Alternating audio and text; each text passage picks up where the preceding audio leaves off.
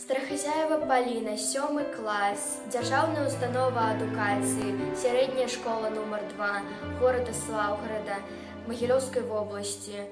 Уладзімір Дубоўка, родная мова. Родная мова, цудоўная мова, ты нашых думак, уток і аснова. Матчын дарунак ад самай калыскі, ты самацветаў, як скравая нізка.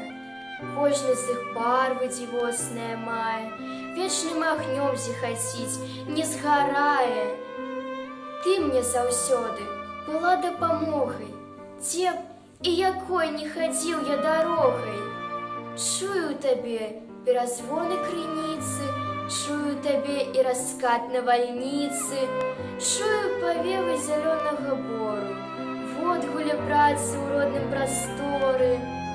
Кожнай драбнічкай ты варта пашаны, кожнае слова вякамі стваранае, і навякі яно жыць застанецца, вечнае так, як народная слава.